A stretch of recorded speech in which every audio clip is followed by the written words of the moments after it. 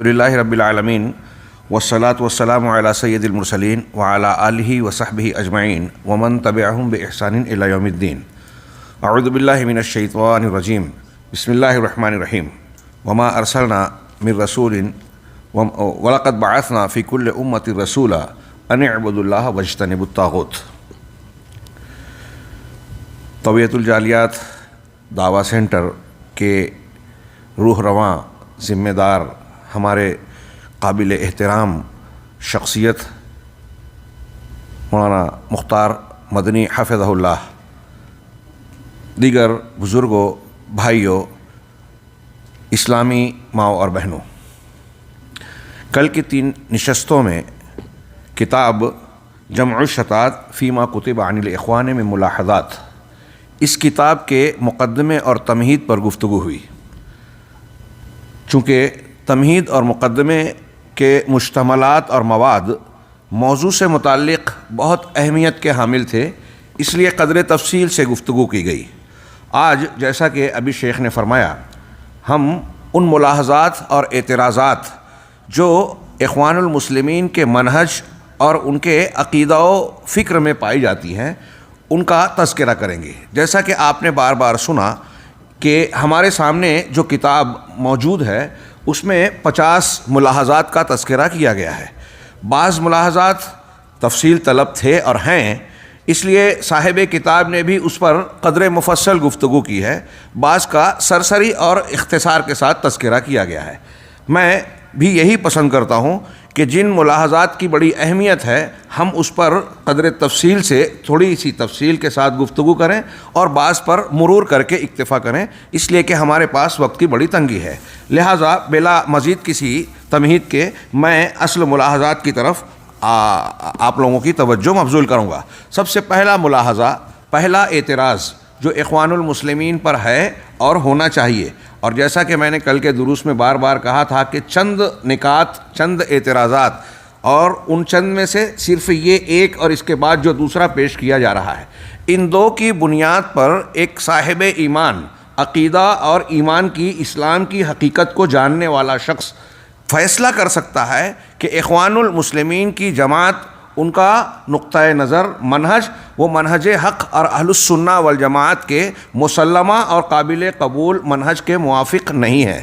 چنانچہ ملاحظہ فرمائیے، ایک مبتدی شخص جو دین کے بنیادی اسباق اور ابتدائی تعلیم سے واقف ہے وہ بھی فوراً اس پر مچل جائے گا کہ یہ بات صحیح ہو ہی نہیں سکتی۔ چنانچہ شیخ نے آغاز کرتے ہوئے کہا کہ تساہل قادۃ الاخوان المسلمین، میں عربی عبارت نہیں، آپ حضرات کے سامنے جو اردو کی کتاب ہے اس میں صفحہ نمبر 47 سے دیکھیے کہ توحید باری کے باب میں اخوان المسلمون کے سربراہوں کی کوتاہی اور ان کا شرک میں واقع ہونا، یہ عنوان قائم کیا گیا۔ اور پھر شیخ کہتے ہیں کہ اللہ رب العالمین کی توحید کے سلسلے میں اخوان المسلمین کے قائدین، اخوان المسلمین کے افراد عام لوگ نہیں، قائدین نے بڑا تساہل برتا اور شرک میں پڑ گئے، واقع ہو گئے۔ اب قائدین کہہ کے سب سے پہلے جن کا تذکرہ کیا وہ ہے اس جماعت کے بانی شیخ حسن البنا۔ کہتے ہیں کہ فہذا مؤسس حزب الاخوان، یہ اخوان کی جماعت، حزب اخوان کے مؤسس اور بانی ہیں، یعنی حسن البنا۔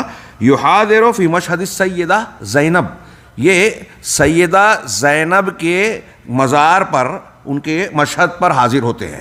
مصر میں یہ بہت مشہور ہے، یہاں سالانہ بہت بڑا اجتماع، جیسے ہندوستان پاکستان میں عرس وغیرہ منعقد ہوتے ہیں، ویسے مصر میں ان کی مشہد پر سالانہ عرس مقرر ہوتا ہے، جس کو مشہد سیدہ زینب کہتے ہیں، سیدہ زینب کہتے ہیں۔ شیخ نے کہا کہ یہ وہو وکر من اوقار الشرک، شرک الاکبر، یہ شرک اکبر کا ایک مقام اور ایک اڈا ہے۔ شرک اکبر، کھلے طور سے یہاں شرک اکبر کا ارتکاب ہوتا ہے سیدہ زینب کے مزار پر۔ تو شیخ کہتے ہیں وَلَمْ يُنْكِرِ الشِّرْكَ الْأَكْبَرَ الَّذِي هُوَ بِجِوَارِ، شیخ نے، ہمارے شیخ اجمل صاحب نے ترجمہ کیا کہ وہاں شرک اکبر پر نکیر کرنے نہیں بلکہ حاضری دینے جاتے تھے۔ اس ترجمے میں وہ بات نہیں آ رہی ہے جو مطلب اس کا اصل روح ہے کہ یہاں ان کے سامنے، شیخ کہنا چاہ رہے ہیں کہ ان کے سامنے شرک ہو رہا ہے، وہاں وہ موجود ہیں، ان کے جوار میں ہو رہا ہے، اور یہ خاموشی اختیار کیے ہوئے ہیں۔ آگے ہم پڑھیں گے کہ دنیا کا کوئی داعی الی الحق، حقیقت میں جو داعی ہے توحید کا اور نبوی دعوت کا علم بردار ہے، وہ شرک کو اس طرح خاموشی سے برداشت کر ہی نہیں سکتا۔ اگر کوئی ایسا برداشت کر رہا ہے وہ صاحب منہج حق ہو ہی نہیں سکتا۔ چنانچہ ہم آگے بڑھتے ہیں کہ یہی اہل بدعت کا ہر زمانے میں اور ہر جگہ یہی طریقہ رہا ہے۔ شیخ امام عبد الرحمن بن حسن ابن امام محمد ابن عبد الوہاب، شیخ محمد بن عبد الوہاب شیخ الاسلام رحمہ اللہ کے فرزند، انہوں نے اپنے رسالے بیان المحجہ فی الرد علی صاحب اللجہ کے اندر جب خالد اظہری پر رد لکھا، انہوں نے خالد اظہری کا رد کیا تو بعض لوگوں نے اس کا دفاع کیا۔ تب آپ نے لکھا یہ خالد کون ہے جس کے دھوکے میں مبتلا ہو؟ ہاں، یہاں آج کل ہمارے یہاں بھی ہوتا ہے نا کہ ہم کسی منہج کی غلطی کے تعلق سے کسی کو ٹوکتے ہیں، علماء حق علماء اہل حدیث جب اس پر لوگوں کو متنبہ کرتے ہیں تو بعض اصحاب جبہ و دستار عوام چھوڑیے ان پر تنقید کرنے لگتے ہیں، یہ کیا ان کے پیچھے پڑے ہیں۔ ہاں، آج کل ہمارے یہاں بردرز جو عیسائی اصطلاح سے عیسائیوں سے لی گئی ہے اس پر لوگ گفتگو کرتے ہیں، غیر مستند دعات جو علماء کے سرپرستی سے ہٹ کر دعوت کا کام کرنے لگے اور وہ مرجع خلائق بن رہے ہیں۔ ابھی میں نے بعض دروس میں ذکر کیا، ہندوستان میں ایک صاحب ٹیکسی ڈرائیور تھے، کسی خبر پرست سے ان کی بحث ہوئی، اب ایک مسئلے پر جب ان کو ضرورت پیش آئی کہ وہ مسئلہ جانے تو انہوں نے کہا کہ ہم نے ڈاکٹر ذاکر نائک کے اس پہ موقع پر ویب سائٹ پر جا کر جو ہے اس سوال کا جواب تلاش کیا۔ تو عام آدمی کے سامنے جب داعی کی حیثیت سے ان کا تعارف ہوا اور وہ دین کے نمائندہ بن کر سامنے آئے تو وہ فصلوا اہل ذکر کا عمل کرنے کے لیے ان غیر مستند مفتیان اور دعات کی طرف رجوع کرنے لگے۔ کتنا بڑا نقصان ہے اس کا عام لوگوں کو اندازہ نہیں ہوتا۔ تو اب ایسے ہی کچھ لوگ کسی مسئلے میں مشہور ہو گئے اور وہ مرجع خلائق بن گئے۔ اب جب ان سے خطا اور غلطی ہوتی ہے اور منہج صحیح کو جاننے ماننے والے علماء اپنی ذمہ داری سمجھ کر اس سے متنبہ کرتے ہیں۔ ہمارے علماء سلف میں لوگوں نے یہ لکھا کہ کتاب ایسی کتابیں جس سے لوگوں کو پرہیز کرنا چاہیے، بچنا چاہیے، ڈرنا چاہیے، وہ علماء جن کی مجلسوں میں نہیں جانا چاہیے۔ امام احمد بن حنبل، امام ابن مدینی اور ایسے بڑے بڑے محدثین اور کبار ائمہ جو گزرے ہیں وہ سختی سے منع کرتے تھے اہل بدعت کی مجلسوں میں شریک ہونے سے۔ آج ہمارے ہاں لوگ پڑھ رہے ہیں، سن رہے ہیں، ان کو لائک کر رہے ہیں، اور یہ اللہ کے نبی صلی اللہ علیہ وسلم کی حدیث میں قرآن میں موجود ہے کہ وَإِذَا رَأَيْتُمْ کیا رَأَيْتُمُ الَّذِينَ يَخُوضُونَ فِي آيَاتِنَا، ہاں کیا ہے، ہاں تو حتیٰ یغوضوا فی حدیث غیر، تو ان کی مجلس سے آپ ہٹ جاؤ۔ جو لوگ اللہ کی آیتوں میں ٹھٹھا کرتے ہیں، مذاق اڑاتے ہیں، تو ان کی مجلسوں سے ہٹ جاؤ، یہاں تک کہ کوئی کسی دوسری ٹاپک پر گفتگو کریں۔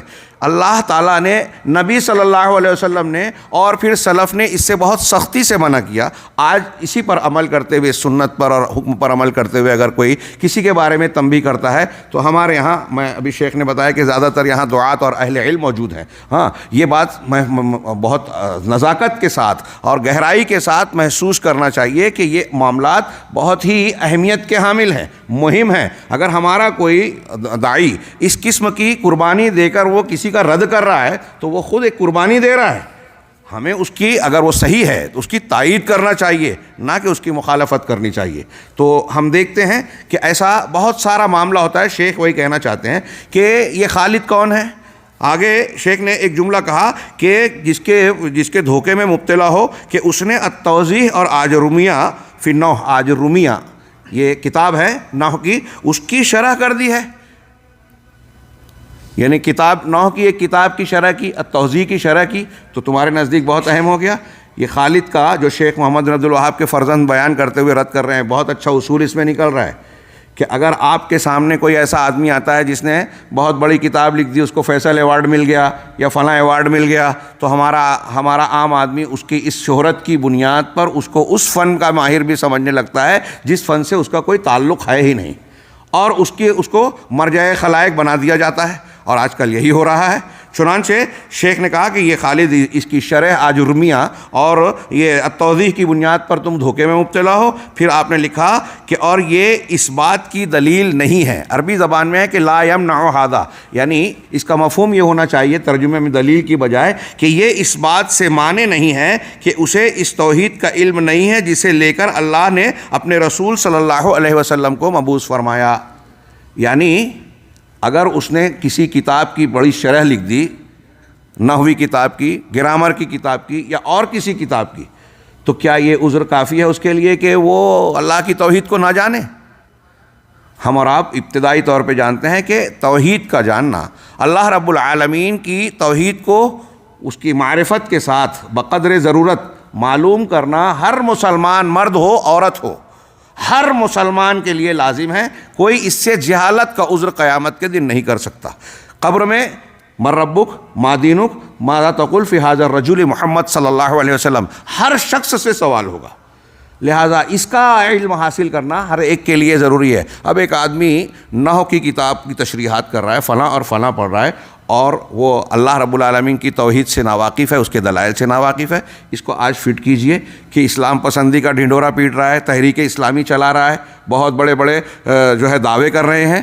ہاں، شیخ عبد المالک الجزائری کی کتاب سے میں نے ایک واقعہ بہت مرتبہ بیان کیا ہے دروس میں کہ شیخ البانی نے جزائر کے جو وہاں کے تحریکی حرکی شخص کے امیر تھے، جن کے پیچھے ملینوں لوگ تھے، ان سے سوال کیا کہ کیا آپ کا ماننے والا، ہر فالوور، ہر جاننے والا، آپ کی جماعت اور تنظیم سے وابستہ شخص کیا جانتا ہے اللہ کہاں ہے؟ اس سوال کا جواب جانتا ہے؟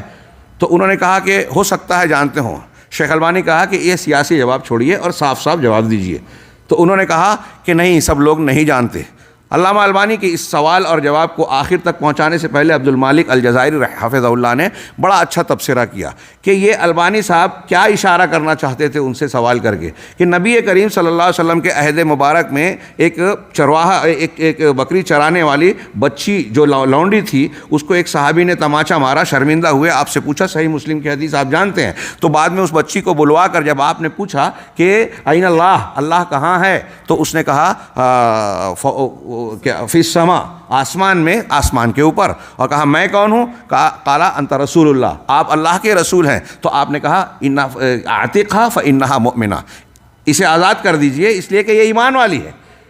تو اس زمانے کی، رسول اللہ صلی اللہ علیہ وسلم کے زمانے کی ایک بچی اللہ کے بارے میں یہ علم رکھتی تھی کہ کہاں ہے، اور آج آپ تحریک چلا رہے ہو، کئی سال تک اسلام پسندی کا نعرہ بازی کا مظاہرہ کرتے ہو اور نہ جانے کیا کیا دعوے کرتے ہو، اور اللہ کہاں ہے یہ اس سوال کا جواب آپ کو نہیں پتہ۔ جس سماج میں بچیاں اور چھوٹے چھوٹے بچے یہ سب جانتے تھے، اللہ تعالیٰ نے اسی سماج کو غلبہ دیا، اور دیکھتے ہی دیکھتے دنیا کے بیشتر آباد حصے پر وہ لوگ غالب آ گئے، اسلام کو پھیلا دیا، دلوں کو فتح کر لیا، اس عقیدے اور اس تربیت کی بنیاد پر۔ آپ بات کرتے ہیں کہ اسلام کو نافذ کریں گے، اقامت کریں گے، یہ ان کی دعوت کا بنیاد ہے، کی بنیاد ہے جماعت اسلامی اور اخوان المسلمین کی، اور جس اللہ کا دین ہے اس اللہ کے بارے میں آپ نہیں جانتے۔ ہاں، تو خیر، خالد نے اگر یہ چیزیں لکھی ہے تو کیا یہ اس بات کا عذر کے لیے کافی ہے؟ یہ اس بات سے مانے نہیں ہے کہ وہ اللہ کی توحید کو نہ جانے جس کو دے کر اللہ تعالیٰ نے اپنے رسول کو مبعوث کیا۔ پھر آپ نے لکھا، اور یہ اس بات کی دلیل نہیں، ہاں جی ہو چکا یہ جملہ، کیونکہ اس سے بڑے عالم اور ماہر فن جنہوں نے معقولات میں کئی کتابیں لکھ رکھی ہیں، عقلی کتابیں، وہ بھی اس سے لا علم تھے، جیسے علامہ فخر الدین رازی، ابو معشر بلخی وغیرہ، بہت جانکار، فلسفہ و منطق کے تیر اور باریک چیزوں اور نقطوں کو جاننے والے، تیر چلانے والے ماہر۔ ہاں، 29 جلدوں میں تفسیر لکھی، اور لوگ اس کا رد کرتے ہوئے کہتے ہیں کہ فیہ کل شیء الا التفسیر، حالانکہ یہ بھی مبالغہ لگتا ہے کہ اس میں ہر چیز ہے سوائے تفسیر کے، اور واقعی بہت کچھ دوسری چیزیں ہیں۔ تو کہا، اور ان لوگوں نے بھی توحید کے باب میں غلطی کی، بڑی کتابیں لکھی، غلطی کی، ان میں سے بہت سارے لوگوں نے آخر وقت میں اس کا اعتراف بھی کیا، بعض نے توبہ بھی کی۔ اور اس خالد کا حال یہ ہے کہ مصریوں کو دیکھ رہا ہے کہ وہ بدوی وغیرہ من گھڑت بزرگوں کے مزاروں کی پرستش کر رہے ہیں۔ شیخ احمد البدوی، اب یہاں موقع نہیں ہے، ہم نے کشف الشبہات کے اپنے دروس میں شیخ رحیلی کی یہ تصریحات پیش کی کہ بدوی کے بارے میں جو مصر میں بہت مشہور شخص ہیں، ان کی قبر کو اور ایک مسجد کو ان کے نام سے منسوب کیا گیا، دور دور سے لوگ ان کی زیارت کے لیے آتے ہیں، بڑے فضائل اور معاملات بیان کیے جاتے ہیں، لیکن اس کی شخصیت پر تاریخ کے غبار چھائے ہوئے، پوری طریقے سے تاریخ کی روشنی میں ہے ہی نہیں، ان کے بارے میں معلومات لوگوں کو ہے ہی نہیں، کون تھے، کیا تھے، یا تفصیلات معلوم ہو۔ خیر، تو اسی لیے شیخ نے شاید یہاں کہا کہ من گھڑت بزرگوں کے مزاروں کی پرستش کر رہے ہیں، لیکن ان پر کوئی نکیر نہیں، نہ ہی تحریری اور نہ ہی کلامی۔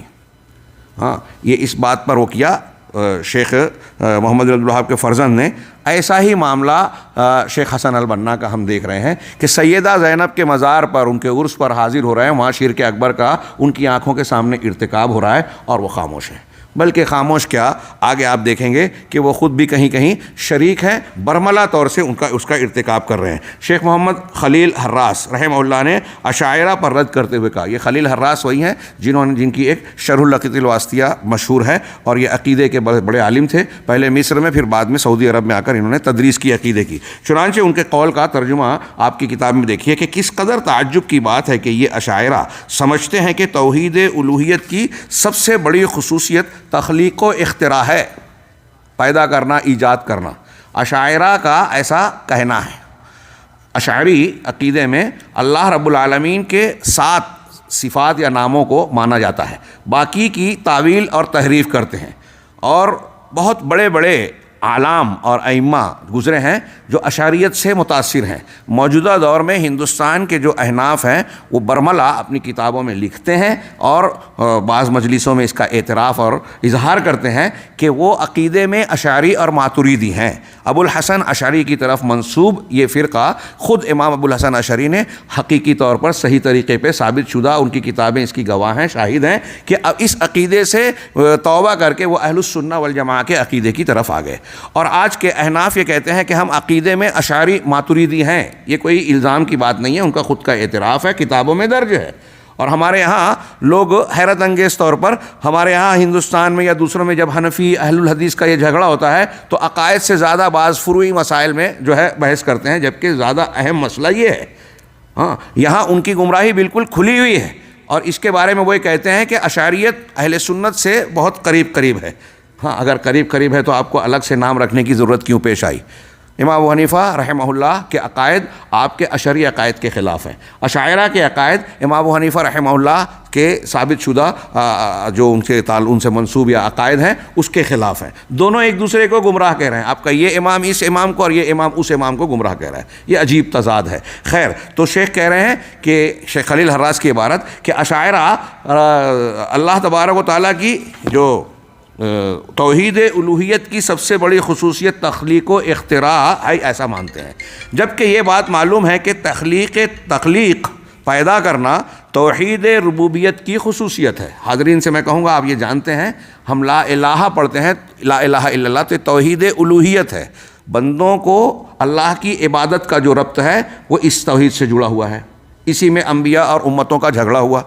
توحید ربوبیت اللہ تعالیٰ کے کاموں سے متعلق ہے، پیدا کرنا، کائنات کے اندر تصرفات کرنا، تدبیر کرنا، سارے معاملات کو چلانا، رزق دینا، بارش برسانا، زندگی موت دینا، بیماری اور شفا، اللہ کے جتنے کام ہیں، اولاد دینا وغیرہ وغیرہ، سب ربوبیت میں آتے ہیں۔ تو کہا کہ تخلیق و اختراع کا تعلق توحید ربوبیت سے ہے۔ ہاں، جبکہ اشاعرہ یہ کہتے ہیں کہ اس کا توحید الوہیت کی سب سے اہم خصوصیت ہے، جس کا اقرار مشرکین بھی کرتے تھے۔ تخلیق کا اقرار تو مشرکین مکہ بھی کرتے تھے، قرآن کہتا ہے۔ آسمان و زمین کس نے پیدا کیا؟ تو کہتے تھے اللہ نے، قرآن کہتا ہے۔ تو ربوبیت کو مانتے تھے، لیکن گڑبڑ یا گمراہی کہاں تھی ان کی؟ توحید الوہیت میں۔ اور سب سے عظیم توحید الوہیت ہے، جو اللہ کو بندوں سے، ہم سے، آپ سے مطلوب ہے، وہ توحید الوہیت ہے۔ وما خلقت الجن والانس الا لیعبدون سے ظاہر ہے، جس کا اہتمام یہ نہیں کر رہے ہیں اشاعرہ، اور نہ ہی ان کی کتابوں میں اس کا کوئی ذکر آتا ہے۔ اور شاید یہی وجہ ہے، یہی راز ہے کہ اس جماعت کے بہت سارے لوگ تصوف کی بدعتوں میں ملوث ہیں۔ آپ اگر اہل تصوف کی کتابوں کو بھی پڑھیں گے تو آپ کو نظر آئے گا کہ لا الہ الا اللہ کی جو تشریح کہتے ہیں، ایک تو لا وجود الا اللہ والا، اور ایک تشریح یا الوہیت کے معنی میں قرآن کی آیات اور احادیث میں جہاں الوہیت کا ذکر آتا ہے، وہ پورا زور صرف کرتے ہیں ربوبیت کو ثابت کرنے پر۔ الوہیت کے مقام پر وہ ربوبیت پر زور دیتے ہیں، اور جب الوہیت میں اللہ کے اور بندوں کے درمیان توحیدی تعلق کو سمجھا اور سمجھایا ہی نہیں گیا تو اس مقام پر ان کے یہاں بھی شرک داخل ہو گیا، اہل تصوف کے ہاں۔ اسی لیے شیخ کہہ رہے ہیں، شیخ خلیل حراس، کہ جب اشاعرہ نے یہ کہا کہ توحید الوہیت کی سب سے اہم خصوصیت تخلیق و اختراع ہے، جبکہ اس کی خصوصیت یہ نہیں ہے، ربوبیت کی ہے، تو نتیجہ یہ نکلا کہ وہ بھی، اس جماعت کے لوگ، بہت سارے لوگ تصوف کی بدعتوں میں ملوث ہیں اور ایسے شرکیہ وسائل کے قائل ہیں جن کا ارتکاب مردہ مشائخ کے مزاروں پر کیا جاتا ہے۔ یہ اردو ترجمے میں ہے کہ جو مدفون قبروں میں مدفون مشائخ ہیں ان کی قبروں پر مزاروں پر اس کا ارتکاب کیا جاتا ہے عند اضرحۃ المشائخ مدفونین مقبورین، جو قبروں میں دفن ہے وہاں ارتکاب کیا جاتا ہے۔ یہ کیوں شیخ نے یہاں نقل کیا؟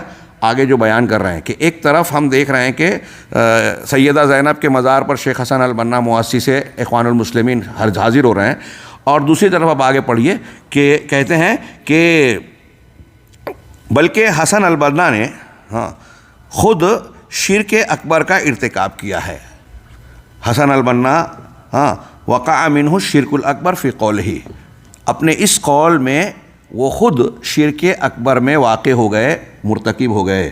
یہ قول بڑا مشہور ہے۔ آپ دیکھیے کہ اس شعر کو اکثر شیخ ربیع نے، شیخ احمد نجمی نے اور اس اخوان المسلمین پر لکھنے والے اکثر لوگوں نے یہ ایک شعر اور حسن البنا کا اسے پیش کرنا، یہ ان کے عقیدے کا پتہ دیتا ہے۔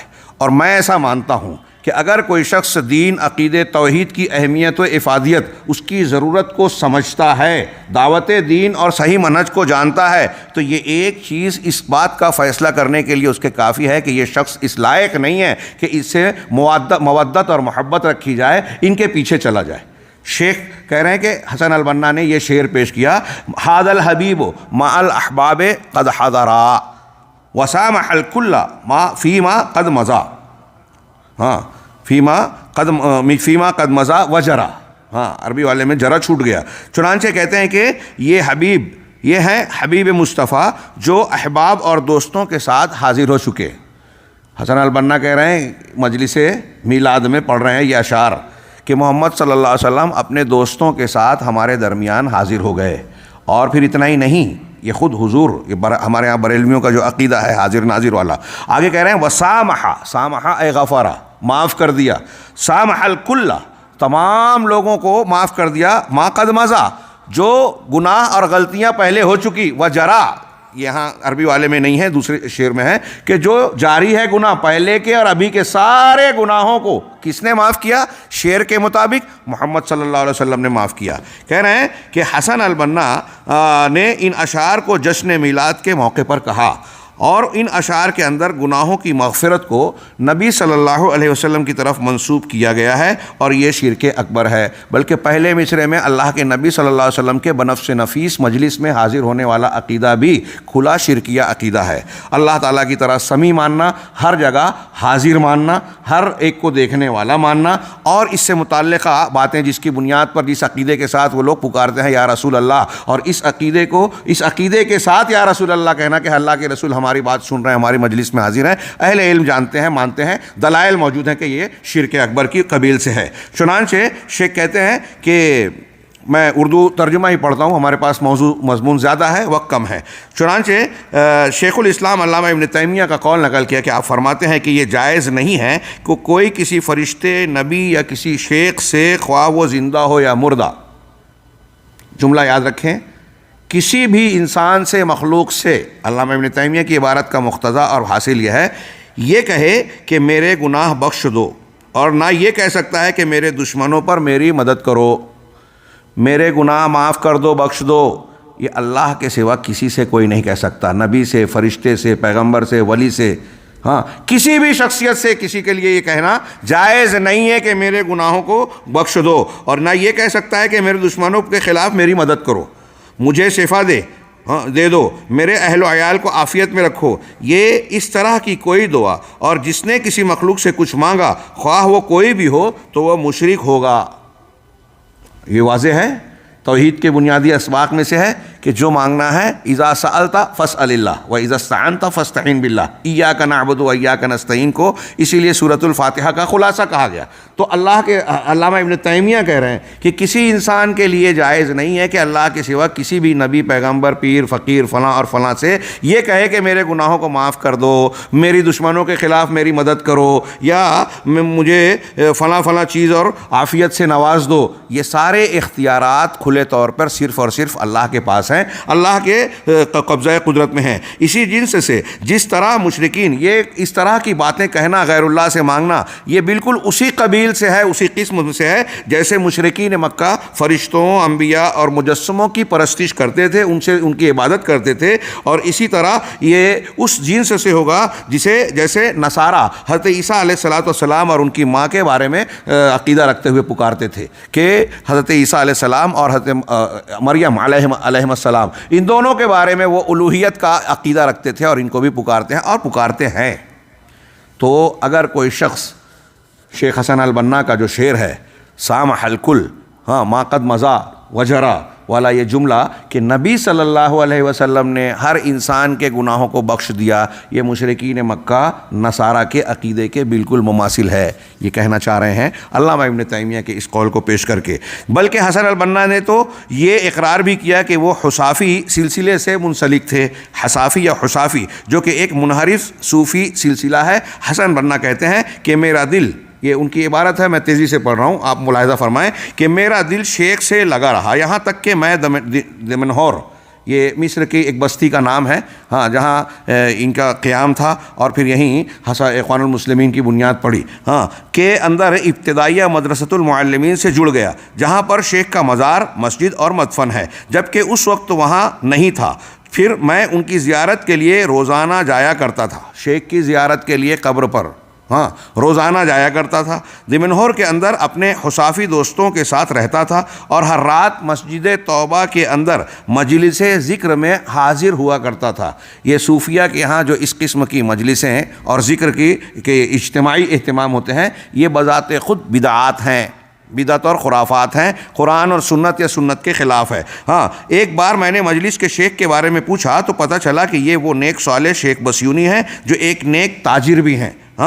میں نے امید ظاہر کی کہ آپ مجھ سے بیعت لے لیں گے، چنانچہ انہوں نے ایسا ہی کیا، اور مجھ سے وعدہ کیا کہ مجھے سید عبد الوہاب کے پاس مقدم رکھیں گے۔ چنانچہ آج تک میں نے کسی دوسرے صوفی سے بیعت نہیں کی، اور میں صوفیوں کی اصطلاح میں محب کے مقام پر تھا۔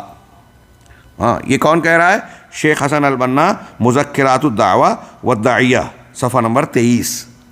مذکرات ان کی ڈائری اور کیا کہتے ہیں یادداشت پر مشتمل کتاب، اس میں یہ خود شیخ حسن البنا صاحب ذکر کر رہے ہیں، تصوف سے ان کا تعلق اس سے ظاہر ہے۔ اور مزید کہا کہ دمنہور کے ایام اور مدرسۃ المعلمین کا زمانہ تصوف و عبادت کے اندر جوش و خروش کا زمانہ تھا۔ عربی میں عبارت ہے کہ الاستغراق، ایام الاستغراق فی عاطفۃ التصوف والعبادہ، کہ عبادت کے اندر جذبہ عبادت اور ریاضت کے میں استغراق، ڈوب جانے کا زمانہ تھا۔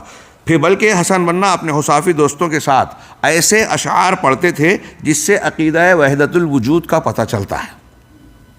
وحدت الوجود، پوری کائنات حقیقت میں اللہ رب العالمین کا وجود ہی ہے، یہ دوسری چیزیں جو کائنات، پیڑ پہاڑ، آسمان زمین، آپ ہم، دنیا کی جتنی بھی موجودات دکھائی دیتی ہیں، یہ اس کا عکس ہے، حقیقت نہیں ہے، سب اللہ سے نکلی ہے اور سب چیز میں اللہ ہے۔ لہٰذا کوئی اگر کسی پتھر کو، کسی درخت کو، کسی شخصیت کو، فرعون کو یا کسی جانور کو پوچھتا ہے، اس کو سید، آقا، ولی یا اللہ مانتا ہے تو کوئی غلط نہیں ہے۔ انا للہ و انا الیہ راجعون۔ کسی کی بھی پوجا کیجئے، یہ توحید ہے۔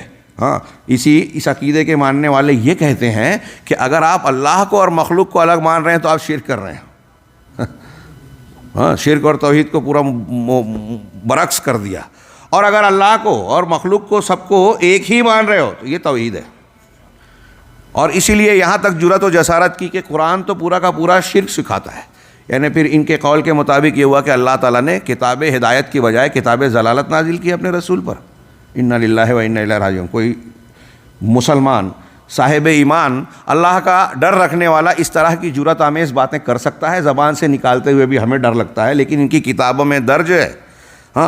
اہل تصوف کی گمراہیاں پڑھیے تو اس سے گھین آئے گی، لیکن ہمارے یہاں مشہور شخصیات جنہیں لوگ اپنا قائد، پیشوا، شیخ سمجھ کر آنکھ بند کے ان کے پیچھے چلتے ہیں، وہ اس گندگی سے آلودہ ہیں اور لوگ اس کو ایک فضیلت کی بات سمجھتے ہیں۔ آپ غور کیجئے، آگے بحثیں آئے گی کہ جہاں آج ہم یہ بحث کر رہے ہیں کہ اخوان المسلمین اور ان کے دمچھلے جتنے بھی پائے جاتے ہیں دنیا کے اندر، ان کے یہاں خارجی فکر ہے۔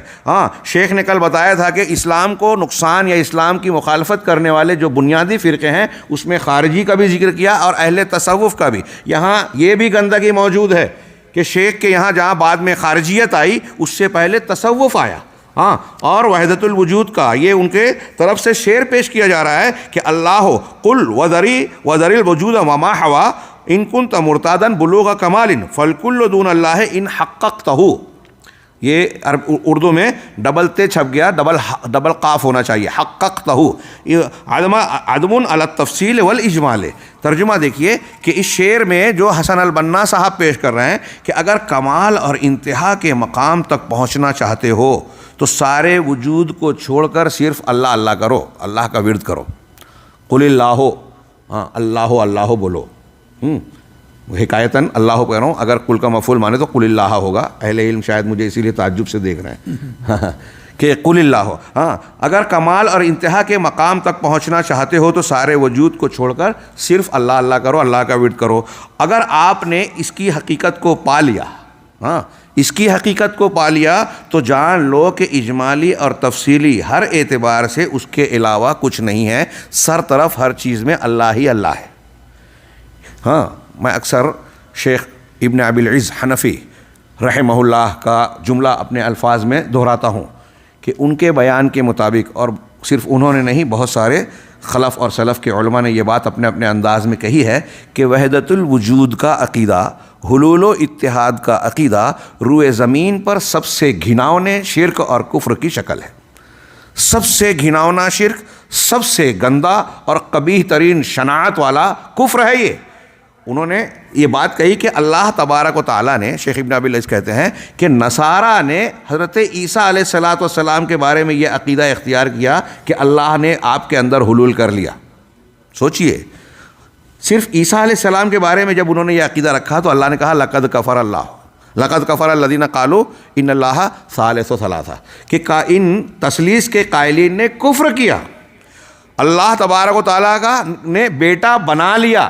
ناسوت سے لاہوت ان کے اندر داخل ہو گیا. پہلے ناسوت سے تعلق تھا عالم مادہ سے، عالم ظاہر سے، اور بعد میں ان کے اندر لاہوتیت آ گئی، یعنی روحانیت آ گئی، یعنی اللہ کا وجود اس میں حلول کر گیا. صرف حضرت عیسیٰ میں مانا تو اللہ نے کافر قرار دیا. ہم یہاں تو ہر چیز میں مان رہے ہیں. تلمسانی اور اہل وحدت الوجود ابن عربی ہوں، ابن فارز ہوں، ابن سبعین ہوں، تلمسانی ہوں، کتے اور سور کو بھی نعوذ باللہ کہتے ہیں کہ اس میں بھی اللہ ہے.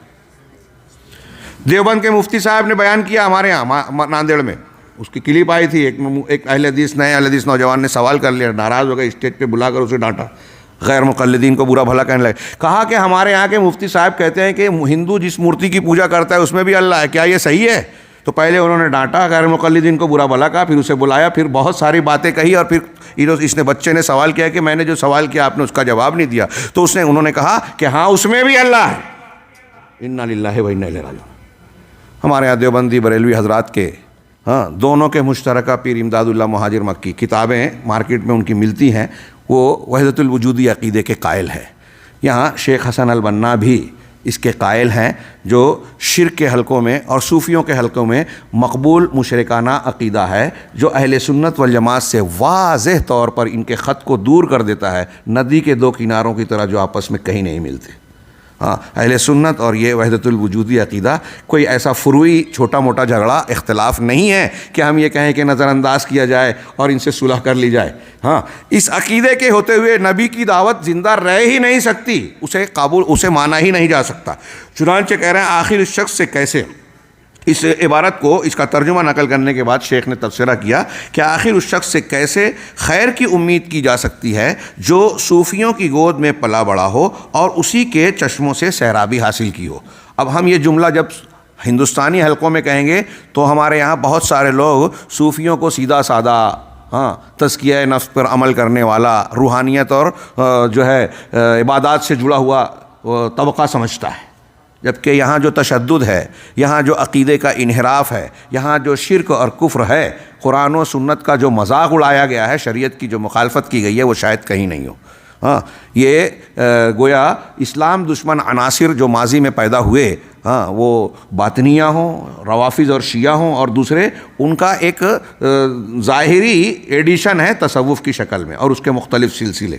بہرحال اس کے علاوہ حسن بنا اپنے ساتھیوں کے ساتھ لمبا لمبا سفر پیدل کیا کرتے تھے، جو تقریباً 3 گھنٹے اور 3 گھنٹہ جانے اور 3 گھنٹہ آنے میں لگتا تھا، اور مقصد مزاروں اور خانقاہوں کی زیارت ہوتا تھا۔ حسن بنا کہتے ہیں کہ دمنہور میں اکثر ہم جمعہ کے دن ٹھہرتے اور پھر وہیں قریب میں واقع اولیاء کی کسی قبر کی زیارت کے لیے سفر کرتے۔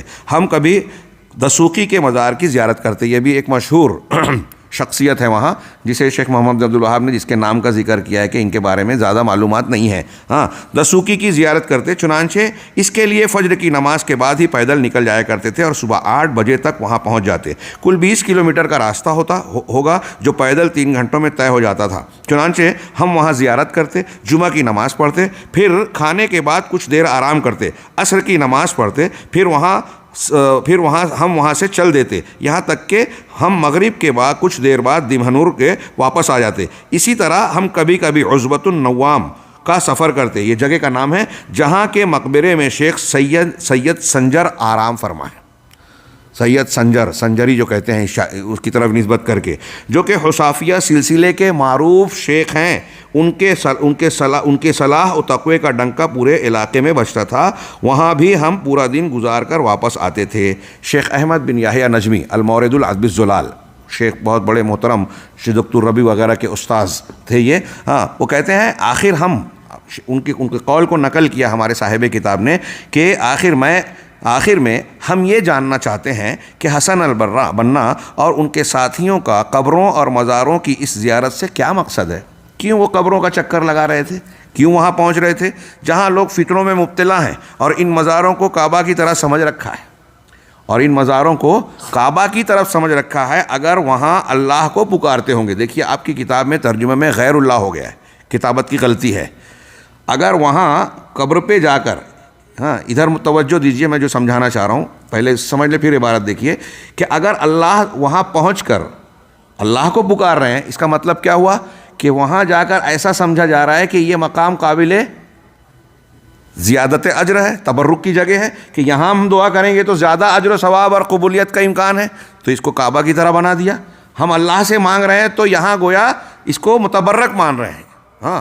یہ مشرکین مکہ کی طرح یہ کہہ رہے ہیں کہ یہ اگر ایسا مان رہے ہیں، ان مزاروں کو کعبہ کی طرح سمجھ رکھا ہے، اگر وہاں جا کر اللہ کو پکار رہے ہیں، غیر اللہ نہیں، اللہ کو، اور اگر وہاں جا کر اللہ کے علاوہ کسی اور کو پکار رہے ہیں، یعنی وہ صاحب قبر کو، جس مزار پر جا رہے ہیں، اگر اس کو اللہ کا ہمسر سمجھ رہے ہیں، اس کو پکار رہے ہیں، اس سے مدد کی یا امداد کی امید رکھ رہے ہیں، تو یہ شرک اکبر ہوگا۔ یہ اللہ کا ہمسر سمجھ رہے ہیں، یہ شرک ہوگا۔ اور مشرکوں کی حالت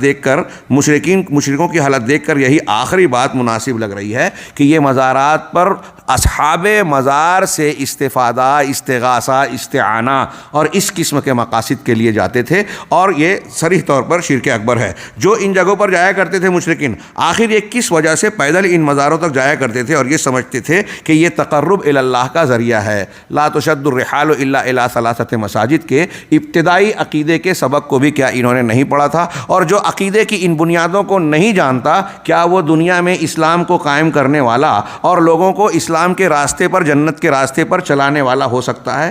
ہمارے دعات اور علماء پہلے غور کریں، پھر عوام کو یہ سمجھائیں کہ سوچئے جس کے یہاں خود عقیدے توحید کی بات درست نہیں تھی، کیا وہ دین کو اختیار کرنے، تبلیغ کرنے اور اس کو قائم کرنے کا علم بردار ہو سکتا ہے؟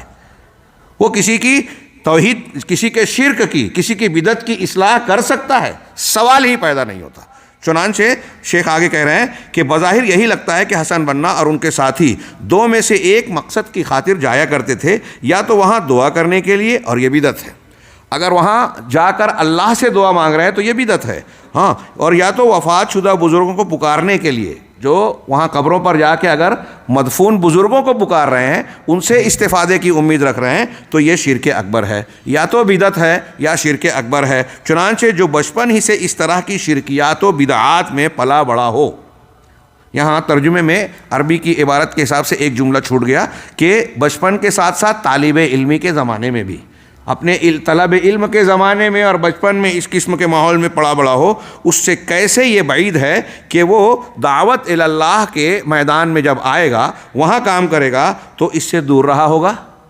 یعنی دعوت دینے کے ٹائم وہ اپنے اس بچپن کی پرورش کو اور اس کے اثرات کو فراموش کر کے توحید کی طرف آ جائے گا، ان چیزوں کا رد کرے گا؟ یہ کیسے ممکن ہے؟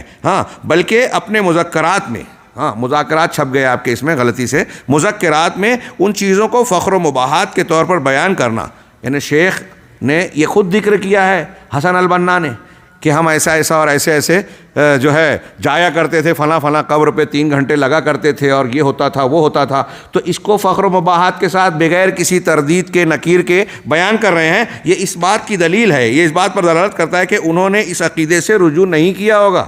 اگر رجوع کیا ہوتا تو اس پر جو ہے تبصرہ کرتا کہ وہ اس وقت ہماری جو ہے غلطی اور گمراہی کا زمانہ تھا، غلط فہمی کا زمانہ تھا، اب ہم اس سے تائب ہو چکے ہیں، ایسا کچھ بھی نہیں کہا، بلکہ فخر و مباحات کے ساتھ ذکر کیا۔ اسی طرح دعوت کے ایام میں جب انہوں نے دین کی طرف دعوت دینا شروع کی، ان امور پر خاموشی اختیار کرنا، یہ نہیں کہا انہوں نے کہیں بے کہ اس طرح قبر پرستی اور یہ چیزیں شریعت کے تقاضوں اور تعلیمات کے خلاف ہیں، توحید کے خلاف ہیں، اور وہاں جانے والوں پر کوئی نکیر نہ کرنا، یہ دوسری دلیل ہے کہ وہ اپنے اس شرکیہ عقیدے پر قائم تھے۔ بلکہ ان جگہوں پر جا کر شرک کے علاوہ دوسرے موضوعات پر لیکچر دینا، یہ تیسری دلیل ہے۔ وہاں گئے، دین کی تعلیم کے نام پر دین کے مختلف مسائل بیان کر رہے ہیں، تقریر اور محاضرہ پیش کر رہے ہیں، لیکن وہاں شرک کا رد نہیں کیا۔ مزار پرستی اور مزاروں پر جو یہ منکرات ہو رہے تھے، اس کی تردید نہیں کی۔ یہ اس بات کی دلیل ہے کہ یہ اس پر راضی ہیں۔ اگر کوئی شخص، ابھی ہم نے پڑھا کل کے مقدمے میں، اگر کسی شخص کے سامنے منکر چیز ہوتی ہے اور وہ خاموشی اختیار کرتا ہے، نہی انل منکر کا فریضہ انجام نہیں دیتا، تو وہ شیطان اخرس ہے، گونگا شیطان ہے، اور قرآن و حدیث کے باب میں تعلیمات کی روشنی میں وہ اللہ رب العالمین کے یہاں قابل گرفت ہے، پکڑے جانے کے لائق ہے، عذاب دیا جائے گا، سب جواب دینا پڑے گا اسے۔ اگر علم ہے، طاقت ہے، اور پھر بھی خاموش ہے۔ اس کی دلیلیں کل ہم نے مقدمے میں پڑھی، اگر وہ چیزیں ذہن میں ہیں تو یہ صرف ذکر کر دینا کافی ہے ان کے باطل ہونے کی دلیل کے طور پر۔ چنانچہ شیخ آگے کہتے ہیں کہ علاوہ ازیں حسن بنا کا صفات باری۔ اب ایک اور بھی چیز دیکھیے، ان کی شرکیہ، پہلے مزار سیدہ زینب کے یہاں جانا، پھر اللہ کے رسول جشن میلاد کے اشعار میں شرکیہ بات کہنا کہ نبی صلی اللہ علیہ وسلم نے بخش دیا، پھر اس کے بعد جو ہے مختلف مزارات پر جانا اور وہاں منکرات میں شریک ہونا، وحدت الوجود پر مشتمل اشعار پیش کرنا، یہ کافی تھا۔ ابھی اور دیکھیے کہ کریلے پہ نیم اور نیم پر مزید کڑوی سے کڑوی چیز چڑھتی جا رہی ہے کہ علاوہ ازیں حسن بنا کا صفات باری کے بارے میں اہل تفویض کا عقیدہ تھا۔ اہل تفویض، یہاں علماء کرام موجود ہیں، وہ جانتے ہیں اہل تفویض کسے کہتے ہیں۔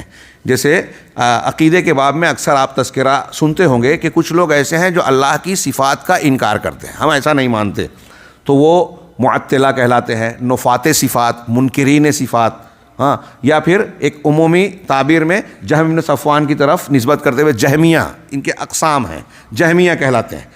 اور ان کے بالکل برعکس ایک وہ ہے جو اللہ کی صفات کا انکار کرتے ہیں، ایک وہ ہے جو اللہ کی صفات کو مان کر مخلوق سے تشبیہ دیتے ہیں، اس کو ممثلہ اور مشبہہ کہتے ہیں، تشبیہ دینے والے اور مثال دینے والے۔ آج ہمارے ہاں یہ نام استعمال نہیں کیے جاتے، لیکن ہمارے سماج میں آج کے دور میں یہ گمراہیاں پائی جاتی ہیں۔ بہت سے لوگ اللہ کی بہت سی ثابت شدہ صفات اور ناموں کا انکار کرتے ہیں۔ یہ اشاعرہ ماتریدیہ ہمارے یہاں موجود ہیں، احناف کی شکل میں، صوفیوں کی شکل میں۔ اللہ عرش پر مستوی ہے، اس کا انکار کرنے والے ہمیں قدم قدم پر دکھائی دیتے ہیں، جبکہ اللہ تعالیٰ عرش پر ہے۔ یہ قرآن کی آیتیں، حدیثیں اتنی ہیں، اتنی دلیلیں ہیں، بقول علامہ ابن قیم 1000 سے یا اس سے زیادہ دلیلیں اس کی موجود ہے۔ بہرحال تو یہ دو گروہ ہیں، ایک انکار کرنے والے اور ایک تشبیہ دینے والے۔ ان کے بیچ میں ایک تیسرا گروہ پیدا ہوا اور اس نے سمجھا کہ بڑا تیر مارا اس نے، وہ یہ کہ وہ کہتا ہے کہ اللہ تعالیٰ نے جو اسماء و صفات قرآن و حدیث میں رسول نے اور اللہ نے بیان کیے ہیں، اس کو ہم یہ مانتے ہیں کہ اس کا معنی مفہوم اللہ کے حوالے۔ تفویض مانے سپرد کرنا، حوالے کرنا، تو کہتے ہیں کہ اس کا معنی ہم اللہ کے سپرد کرتے ہیں۔ کچھ لوگوں کو یہ بہت اچھا لگتا ہے، اور شیخ حسن البنا یہی کہہ رہے ہیں کہ اس امت کے اہل سنت والجماعت کا یہ عقیدہ ہے کہ وہ معانی کی تفویض کریں بہت اچھی طریقے سے۔ علماء تو جانتے ہیں، یہ ذہن نشین رہے کہ معانی کو اللہ کے حوالے کرتے ہیں۔ ایک ہے معانی کی تفویض کرنا، ایک ہے معانی کو مانتے ہوئے کیفیات کی تفویض کرنا۔ یعنی ہم مثال کے طور پہ میں یہ کہوں کہ اللہ تبارک و تعالیٰ کا ہاتھ قرآن نے ذکر کیا، اللہ تبارک و تعالیٰ سنتا ہے، سننے کا کان ہے، اللہ کا یہ قرآن نے ذکر کیا، حدیث نے ذکر کیا، ہم اس کو مانتے ہیں۔ تو اس کا وہی معنی جو سننا یا ہاتھ کا جو معنی ہوتا ہے ہاتھ ہم وہی کہتے ہیں، لیکن وہ کیسے ہے، اس کی کیفیت کیا ہے، حیت کیا ہے، یہ ہم نہیں جانتے، کیونکہ اللہ تعالیٰ نے کہا لیسا کمثلہ شیء وہو السمیع البصیر۔ تو جب اللہ کے جیسا کوئی ہے ہی نہیں تو اس کی صفات کا اس بات کرتے ہوئے ہم کہتے ہیں کہ اس کے مماثل کوئی نہیں ہے، اور چونکہ ہمارے پاس اس کے جاننے کا کوئی آلہ، ہمارا ذہنی دائرہ کہیں اپنے مخصوص دائرے سے بڑھ کر سوچ نہیں سکتا ذہن ہمارا، اس لیے ہم اس تک پہنچ نہیں سکتے، اس لیے کیفیت کو اللہ کے سپرد کرتے ہیں، معنی کو نہیں۔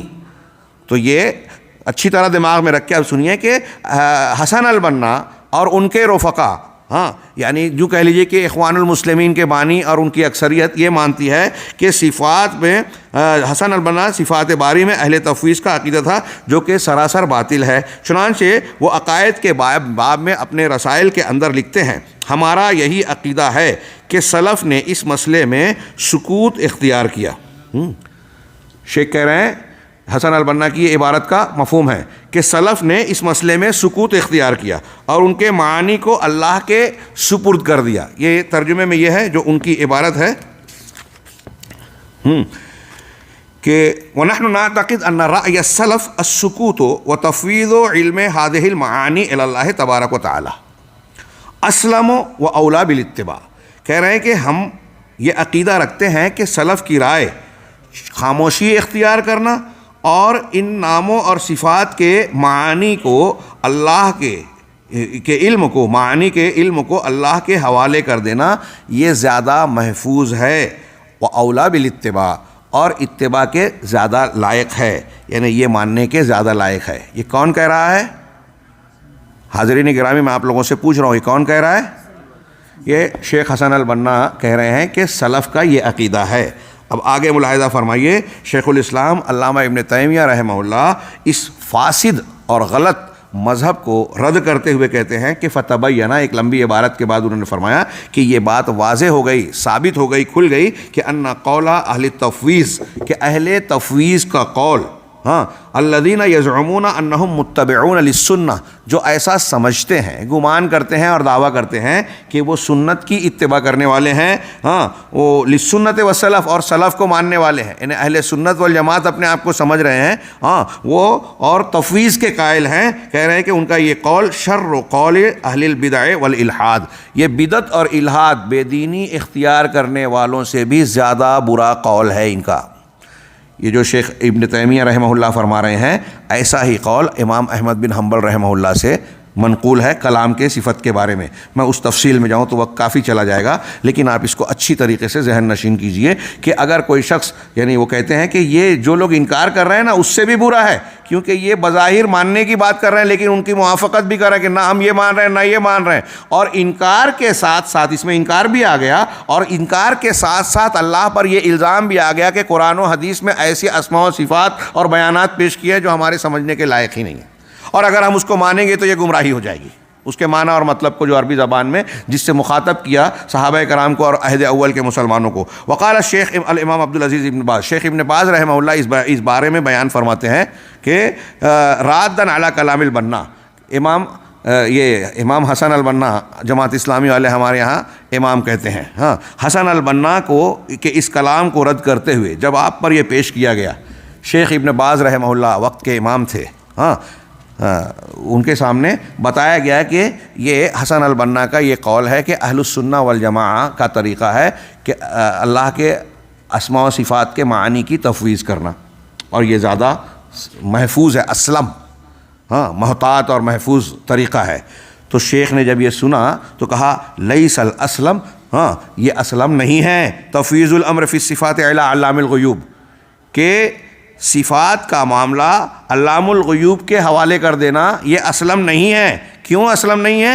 اس لیے کہ اللہ سبحانہ و تعالی نے اپنے بندوں کے لیے اسے بیان کیا ہے، اس کی وضاحت قرآن عظیم میں اپنی کتاب کریم میں کی ہے اور اپنے رسول امین کی زبان پر کی ہے۔ اللہ نے کتاب میں اور رسول اللہ صلی اللہ علیہ وسلم کی زبان پر کیا، اور آپ نے لوگوں کو، صحابہ کو اس کی تعلیم دی۔ وَلَمْ يُبَيِّنْ كَيْفِيَّتَهَا، اور اس کی کیفیت بیان نہیں کی۔ چنانچہ جب قرآن میں عربی زبان میں ان الفاظ کو بیان کیا گیا، نبی صلی اللہ علیہ وسلم نے کہیں یہ نہیں کہا کہ دیکھو السمیع کا ایک معنی ہوتا ہے جو تم عربی زبان میں یہ سمجھتے ہو، لیکن سمیع کا وہ مطلب جو تم سمجھتے ہو، اللہ کے لیے وہ معنی نہیں سمجھنا ورنہ گمراہ ہو جاؤ گے۔ کیا نبی صلی اللہ علیہ وسلم خاموش رہتے؟ اور اگر یہ ماننا گمراہی ہوتا تو اللہ تعالیٰ قرآن میں خود بیان کرتا۔ یہ جو میں بات کہتا ہوں ہمارے بعض علماء علامہ شنقیطی وغیرہ نے بڑے پیارے انداز میں بیان کی ہے، اضواء البیان میں ملاحظہ کیا جا سکتا ہے۔ چنانچہ وہ کہتے ہیں کہ شیخ ابن باز کا جملہ ابھی باقی ہے، وہ کہتے ہیں کہ اللہ تبارک و تعالیٰ نے ان اسماء و صفات کی کیفیات بیان نہیں کی، فالواجب و تفویض و علم الکیفیہ لا علم المعانی، چنانچہ ہم پر آپ پر واجب ہے کہ کیفیت کے علم کو اللہ کے سپرد کیا جائے، معانی کے علم کو نہیں۔ آپ لوگ سمجھے اس جملے کا مطلب؟ جی پوچھ رہا ہوں کہ اللہ کے نام اور صفات جو آتے ہیں اس کا معنی ہم مانیں جو عربی زبان میں ہوتا ہے، جو ہمارے سلف وغیرہ نے جو تشریح کی ہے، لیکن وہ کیسے ہیں اس کو ہم اللہ کے حوالے کریں۔ کیفیت نہیں مانیں گے، اس کو اللہ کے حوالے کریں گے، معنی کو مانیں گے، اس لیے کہ قرآن حدیث نے اسے بیان کیا ہے۔ ید ہے اللہ کا، ہاتھ ہے، اللہ سننے والا ہے، دیکھنے والا ہے، اللہ کی وہ تمام اسماء و صفات جو قرآن و حدیث میں سب کو ہم مانیں گے، لیکن کیسے ہم نہیں جانتے، اس کو اللہ کے حوالے کرتے ہیں، اس لیے کہ وہ ہمارے علم سے باہر ہے اور اس کیفیت کو اللہ نے رسول نے نہیں بتایا۔ چنانچہ شیخ کہہ رہے ہیں کہ ولیس، شیخ علامہ ابن باز کا کہنا ہے ولیس تفویض و مذہب السلف، شیخ حسن البنا کی بات کو رد کر رہے ہیں، وہ کہہ رہے ہیں کہ مذہب سلف یہ ہے۔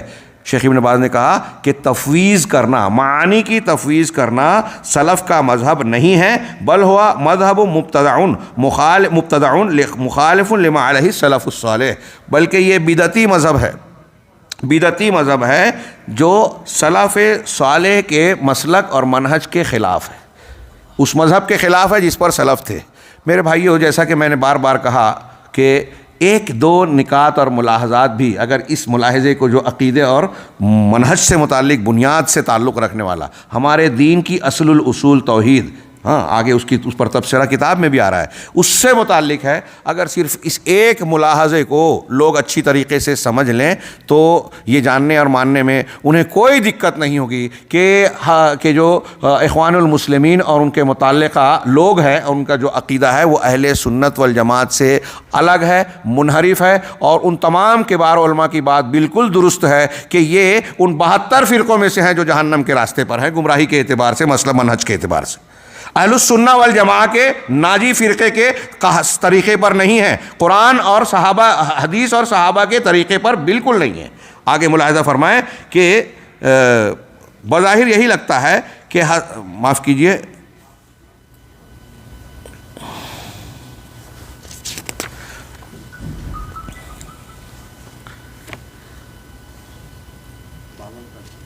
ہاں یہ شیخ ابن باز والا عربی اور اردو کی وجہ سے یہ تھوڑی سی گڑبڑ ہو رہی ہے۔ شیخ عبدالعزیز بن باز حسن البنا کا جرات کیا، اس کے بعد کہتے ہیں اور یقیناً حسن البنا کا عقیدہ توحید کے اندر کوتاہی کرنے، یہ جو تسامح اور ان کی کوتاہی ہے، ہاں اس کا اور شرک کے اندر واقع ہونے کی وجہ سے ان کے پیروکاروں پر شروع سے لے کر آج تک بہت برا اثر پڑا ہے۔ یہ آپ کے اردو کے الفاظ ہیں، یعنی مقصود یہ ہے، عبارت میں بھی عربی میں بھی یہی بات کہی، یعنی عربی کی عبارت ہے کہ حسن البنا کے اس تساہل اور اس بدعقیدگی یا انحراف کا اثر ان کے متبعین اور ان کے ماننے والوں پر بھی گہرے طور سے پڑا۔ چنانچہ حسن بنا کے بعد مرشد، ان کے ایک مرشد عمر تلمسانی، یہاں تیسرے لکھا ہوا ہے اردو میں، عربی میں نہیں ہے یہ، ہاں ان کے مرشد عمر تلمسانی اپنی کتاب شہید المحراب کے اندر کہتے ہیں، شہید المحراب ان کی کتاب ہے، عمر تلمسانی مصر کے حسن البنا کے بعد ایک اخوان المسلمین کے مرجع اور مرشد، ان کے قائد، وہ کہتے ہیں کہ اسی لیے میں اس رائے کا قائل ہوں، غور سے ملاحظہ فرمائیں کہ میں اس رائے کا قائل ہوں کہ رسول اللہ صلی اللہ علیہ وسلم زندہ مردہ ہر حال میں اس شخص کے لیے استغفار کرتے ہیں جو آپ کے پاس اس مقصد سے آتا ہے۔ قرآن نے کہا کہ اگر یہ لوگ آتے ہیں آپ کے پاس استغفار کرنے تو آپ مغفرت طلب کریں ان کے لیے، تو یہ مرشد عمر تلمسانی کہہ رہے ہیں کہ میں یہ عقیدہ رکھتا ہوں، ہاں لذا ارانی امیل ہو، ہاں کہ میری رائے، میں اس طرف میں اعلان رکھتا ہوں اس رائے کو جو رائے یہ کہتی ہے کہ رسول اللہ صلی اللہ علیہ وسلم زندہ اور مردہ ہر وہ شخص جو آپ کی کشادہ بارگاہ میں آتا ہے اور آپ اس کے لیے استغفار کرتے ہیں، اس کی بخشش ہوتی ہے، وہ زندہ ہو یا مردہ۔ کہہ رہے ہیں زندہ حالت میں بھی رسول اللہ صلی اللہ علیہ وسلم یہ کرتے تھے اور مرنے کے وفات کے بعد بھی۔ وَيَقُولُ أَيْضًا، اسی طریقے سے عمر طلمسانی یہ بھی کہتا ہے، اس کا یہ فرمانا ہے کہ اسی لیے کہہ رہے ہیں کہ جو اولیاء کی کرامات کا قائل ہو فلا داعیہ للتشدد فی النکیر علی من یعتقد کرامات الاولیاء، جو اولیاء کی کرامات کا عقیدہ رکھتا ہو، قائل ہو، عقیدہ رکھتا ہو، اس پر تشدد کی کوئی ضرورت نہیں ہے۔ یہاں میں اردو ترجمہ پڑھتا ہوں کہ جو اولیاء کی کرامات کا قائل ہو اور ان کی قبروں پر جا کر التجا کرتا ہو، اپنا بچاؤ طلب کرتا ہو۔ یہاں بھی ترجمے میں ایک جملہ چھوٹ گیا کہ اور سخت حالات میں ان سے دعا کرنے کا عقیدہ رکھتا ہو، شدائد اور تکالیف جب آ جائیں تو یہ عقیدہ رکھے کہ قبر والوں سے، اولیاء سے ہم دعا مانگ سکتے ہیں، مشکل کشائی کر سکتے ہیں ان کے ذریعے سے یا ان سے مانگ سکتے ہیں۔ جو ایسا عقیدہ رکھتا ہے، شیخ عمر طلمسانی کہتے ہیں کہ ان پر، ایسے شخص پر بہت زیادہ نکیر کرنے کی ضرورت نہیں ہے، اور کرامات اولیاء معجزات انبیاء کے دلائل میں سے ہیں۔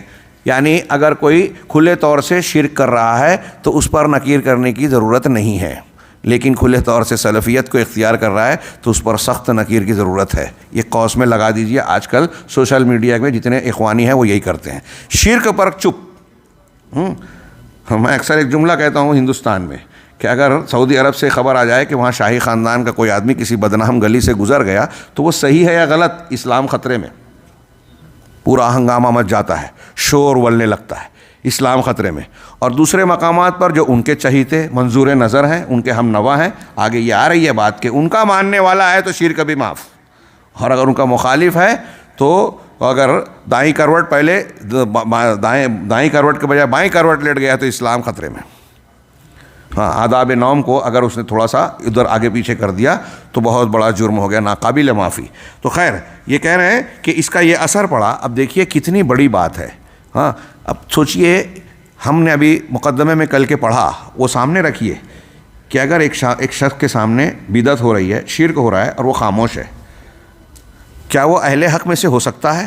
اہل حق کی علامت یہ ہے کہ ہاتھ سے، زبان سے، دل سے نکیر کریں باطل چیزوں پر۔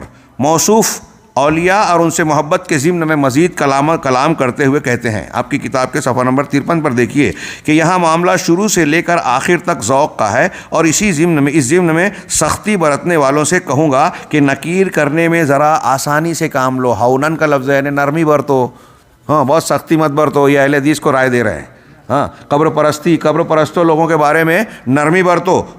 یہاں کوئی شرک، بت پرستی اور الحاد نہیں ہے۔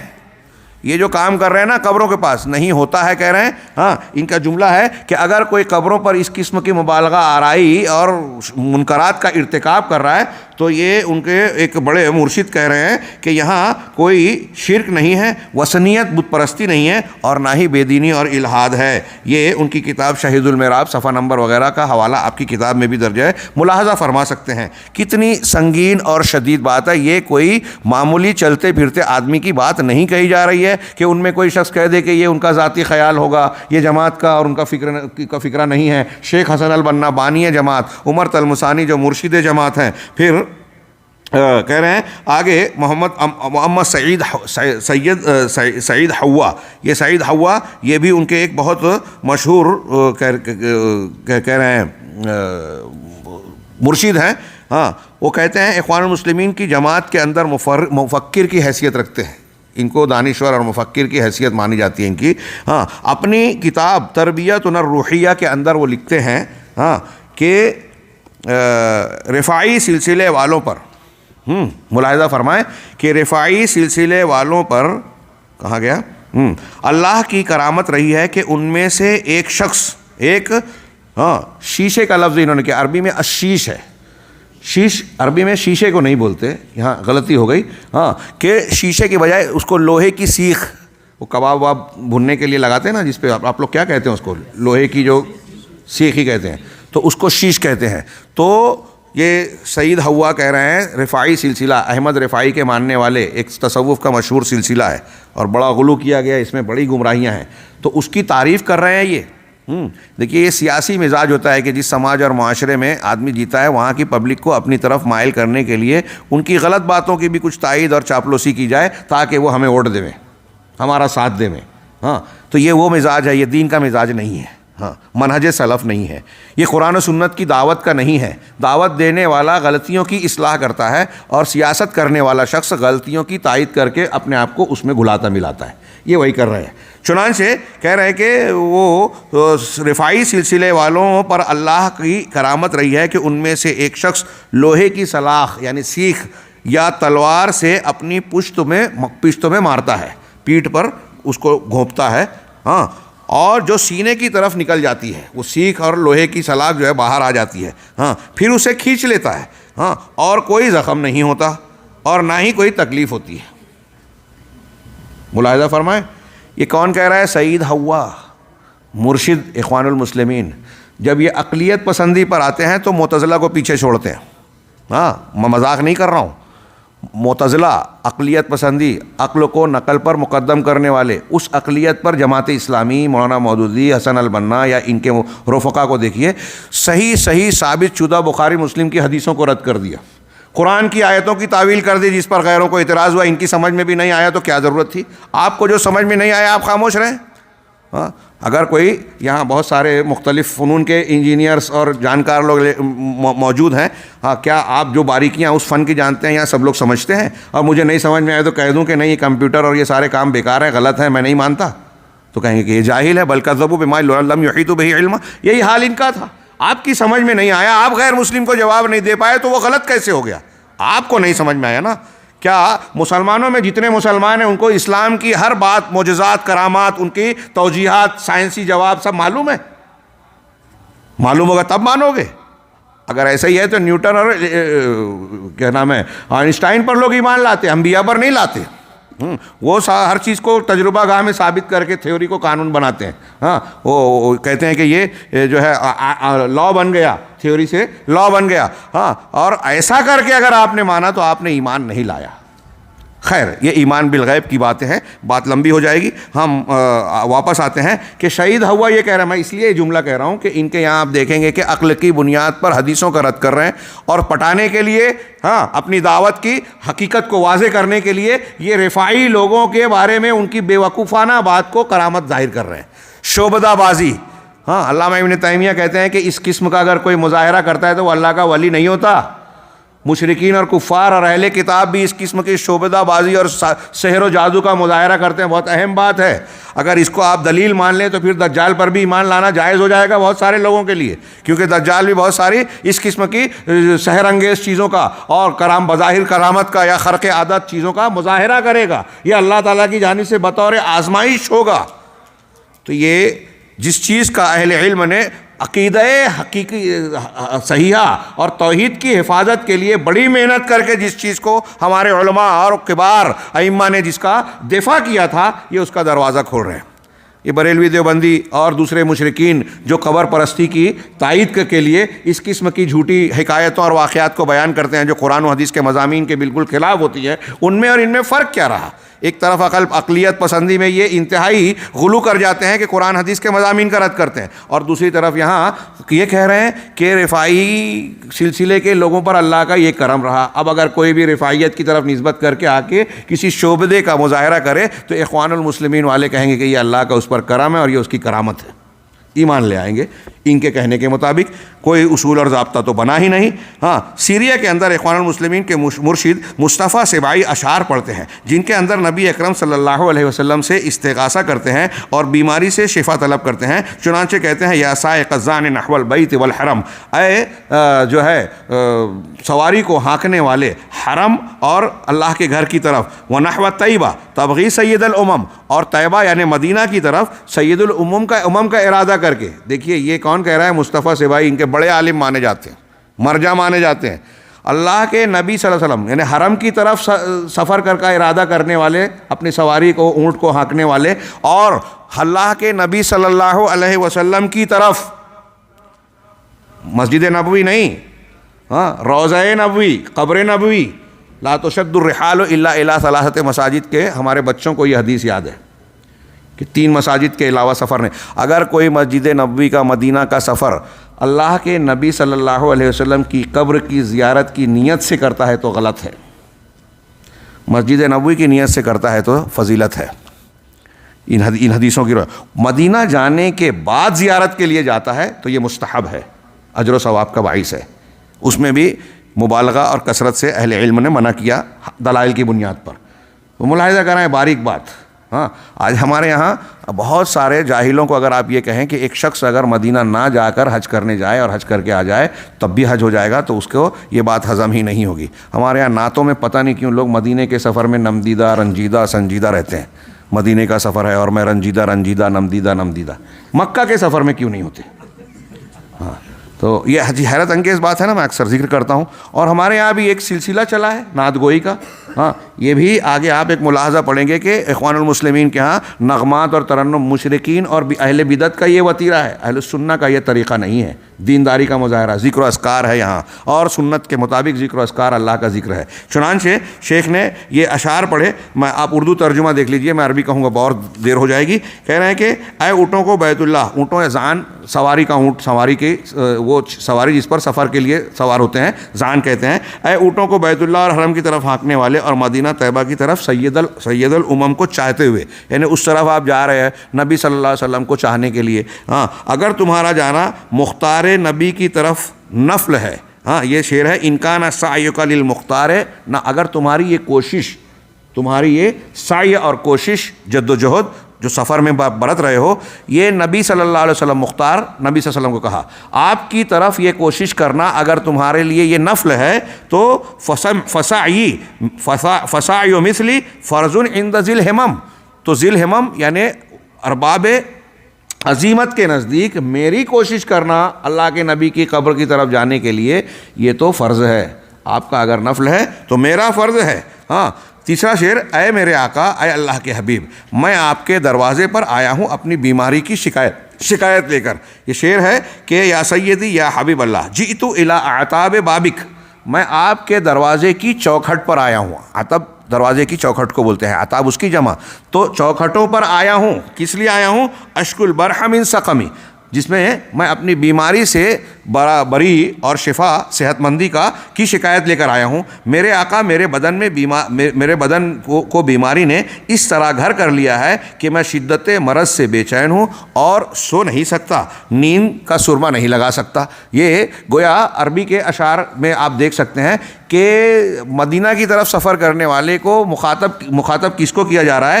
ہاں, اللہ کے نبی صلی اللہ علیہ وسلم کو خطاب کر کے ان چیزوں سے کی طلب کی جا رہی ہے, بیماری سے شفا اور کرم و احسان جو اللہ تعالیٰ کا خاصہ ہے. ظاہر سی بات ہے کہ یہ شرک اکبر ہے. ہاں, میرے آقا اخوانی سربراہوں کی توحید و شرک کے باب میں تساہلی اور کوتاہی کی وجہ سے ان کے پیروکاروں پر اس کا برا اثر پڑا ہے. حتیٰ کہ جن لوگوں نے شروع ہی سے توحید کا درس لیا وہ بھی اخوانی منہج کو اپنانے کے بعد ان کے سربراہوں سے دلی محبت رکھتے ہیں. ہاں, اور وہ بھی اس معاملے کے سلسلے میں تنازل کا شکار نظر آتے ہیں. ہمارے بعض ایسے حضرات جو اپنے آپ کو سلفی اہل الحدیث کہتے تھے, ہاں, جماعت اسلامی اور ان لوگوں سے جب وابستہ ہوئے تو وہ بھی اہل حدیث کے منہج اور ان کے عقیدے کی شدت اور قوت کو جو ہے للکارنے لگے, ان پر نقد و تنقید کے تیر چلانے لگے. یہ ان کے اثرات ہوئے. یہ ابھی اذان میں کتنا وقت باقی ہے شیخ؟ 20 منٹ ہے, تو وقفہ کر دوں اس میں؟ کیا چائے پیتے ذرا سا خلاف ادب نہیں لگتا؟ بسم اللہ. 2 منٹ کے لیے رک جاتے ہیں. میں گفتگو اللہ رب العالمین کی صفات کا ذکر کرتے ہوئے کان کا ذکر کیا, اور اس کا تذکرہ نہیں ملتا. بہت دنوں تک میں بھی یہ کہتا رہا.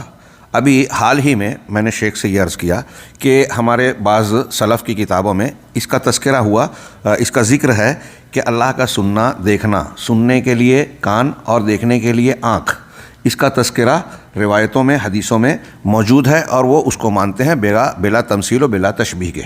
یہ دیکھیے, یہ اللہ رب العالمین کا احسان و کرم ہے, یہ اچھی چیز ہے. عقیدے کی ایک چیز شیخ کو محسوس ہوئی, ہاں, اور ہم اس کا مراجعہ کر لیں گے مزید. آپ حضرات کو بھی میں بتا رہا ہوں کہ اہل علم کے یہاں اگر اس قسم کی کوئی خطا لغزش ہوتی ہے خاص طور سے عقیدے میں, تو بلا تاخیر اس کی اصلاح کرنی چاہیے، ہمیں اس کا مراجعہ کرنا چاہیے۔ یہ ہمارا اہل سنت والجماعت کا منہج ہے۔ اور یہاں ہم پڑھ رہے ہیں کہ شیخ حسن البنا نے قبر پرستی کی ایک بنیاد ڈالی، اب اس کے آگے لوگ بڑھتے جا رہے ہیں۔ ہاں، یہ آپ کو سلسلہ وار اپنے بانی کی گمراہ ان کے متبعین میں نظر آئے گی۔ مولانا ابوالعلا مودودی صاحب نے صحابہ کرام پر نکیر کی، احادیث پر نکیر کی، جن چیزوں پر انہوں نے گمراہی اختیار کی اہل سنت والجماعت کے عقیدے کے خلاف، تو آپ دیکھیے کہ جماعت اسلامی والے جو ان کو امام کی طرح مانتے ہیں، وہ ان کی ان گمراہیوں پر ویسے ہی اسی لکیر کو پیٹتے چلے آ رہے ہیں۔ اس کی اصلاح وہ قبول ہی نہیں کرتے۔ یہ ایک ان کا الگ ملاحظہ ہے ولا اور برا کا اور تعصب کا معاملہ۔ خیر، ہم آگے بڑھتے ہیں۔ بارک اللہ فیک یا شیخ۔ ہاں، ہم آگے بڑھتے ہیں کہ اخوانی سربراہوں کے توحید کے باب میں یہ جو تساہلی ہوئی، اس کا نتیجہ بعد والوں پر بھی پڑا، اور ایسے لوگوں پر بھی۔ کچھ لوگ دھوکہ کھا کے سلفی ہوتے ہوئے، اہل الحدیث ہوتے ہوئے جماعت اسلامی، اخوان المسلمین سے وابستہ ہو گئے۔ ہندوستان میں اس کی کہانی تھوڑی تفصیل طلب ہے، کسی موقع سے کسی مجلس میں بیان کروں گا کہ جماعت اہل حدیث جب انتشار کا شکار ہوئی تو بہت سارے اہل حدیثوں نے اس کو ایک پلیٹ فارم اپنا ہم منہج سمجھ کر قبول کر کے اس کا ساتھ دیا، اور حقیقت میں اس کو بہت تقویت پہنچائی۔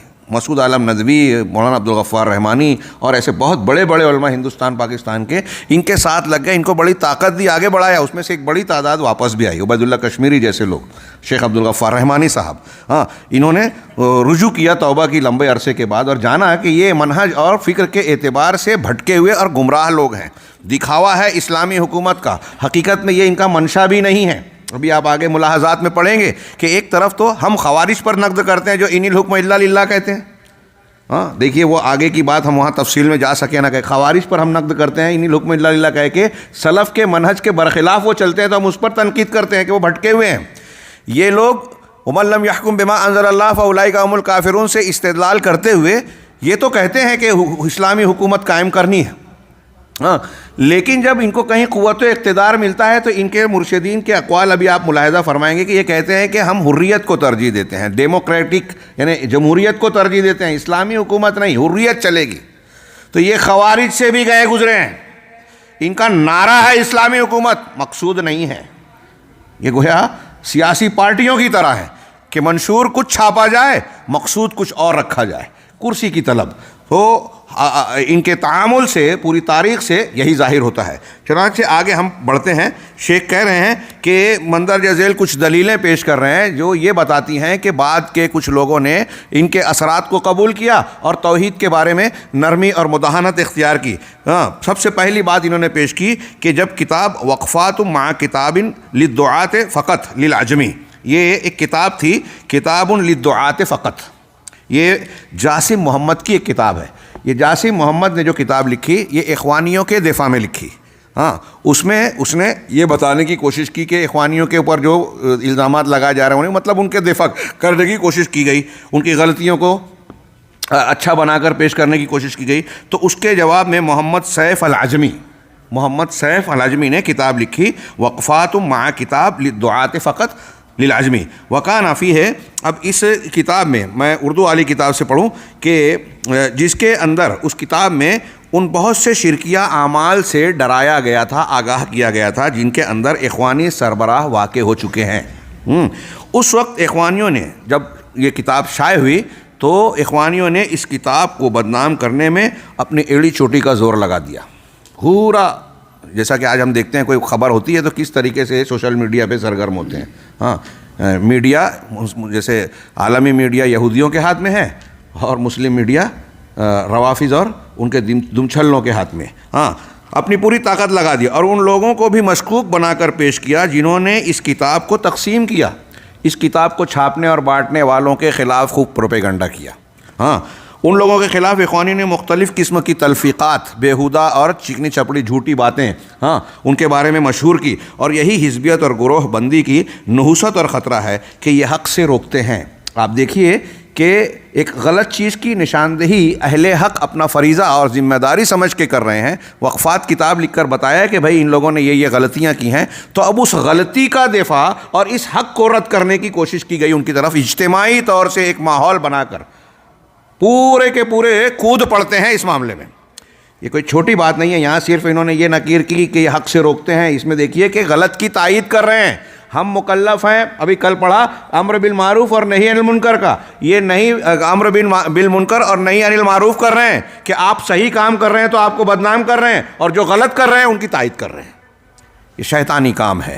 جب آدمی کا منہج بگڑتا ہے تو عمل بھی الٹ جاتا ہے، عقل پلٹ جاتی ہے، صحیح کو غلط، غلط کو صحیح۔ بدعات، خرافات اور منہج منحرف کی ایک بری بات یا برا نتیجہ یہ ہے کہ اس کے یہاں معروف منکر بن جاتا ہے اور منکر معروف۔ اب جب وہ حکم دیتا ہے تو آپ دیکھیے کہ جو بدعت کو مانتا ہے وہ اللہ کے رسول صلی اللہ علیہ وسلم کا وسیلہ لگا کر دعا مانگنے کی تائید کر رہے ہیں، پورا دیوبند اور ان کے لوگ کتابوں میں لکھ رہے ہیں، بیان کر رہے ہیں۔ جو جس بدعت کو وہ دین کا حصہ سمجھ رہے ہیں اس کی تبلیغ کر رہے ہیں، جس سنت کو وہ نہیں مانتے اس کا رد کر رہے ہیں، اور انہیں پتہ بھی نہیں چلتا کہ اس طریقے سے وہ دین کے کام کے نام پر دین کی مخالفت کر رہے ہیں، دین کی تبلیغ کے نام پر دین کا رد کر رہے ہیں۔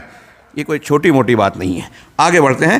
دوسری بات، جو لوگ اخوانیوں کے ساتھ ایک لمبے عرصے تک رہے ہیں انہوں نے مجھ سے بتایا کہ وہ ایک بار بعض اخوانی دکاترہ کے ساتھ بیٹھے ہوئے تھے، دکتور، پی ایچ ڈی کی صلاحیت، ان کے پاس ایک مشکوک شخص آیا جو شرکیہ عمل کرتا تھا، واضح تھا کہ وہ شرکیہ عمل کرتا ہے۔ میں نے اس پر نکیر کرنا چاہا، اس کی شرکیہ چیز کو رد کرنے کی کوشش کی، لیکن ان لوگوں نے مجھے منع کر دیا۔ دکتور ہیں، بڑے بڑے ڈگری ہولڈر، منع کر دیا، ایسا مت کیجئے۔ کیوں؟ اس طرح سے لوگ متنفر ہو جائیں گے، اور اس طرح کی دیگر واہیات قسموں کی دلیلوں کے ذریعے مجھے روک دیا گیا۔ انتہائی گھٹیا باتیں کر کے کہا کہ نہیں، دیکھیے توحید کی دعوت دینے سے روک رہے ہیں کہ اس سے لوگ متنفر ہو جائیں گے۔ نبی صلی اللہ علیہ وسلم سے زیادہ حکمت والے ہیں یہ، انبیاء کرام سے زیادہ بہتر طریقہ ہے ان کے پاس۔ اگر نبیوں کا طریقہ آپ صحیح مانتے ہو تو یہ طریقہ غلط ماننا پڑے گا۔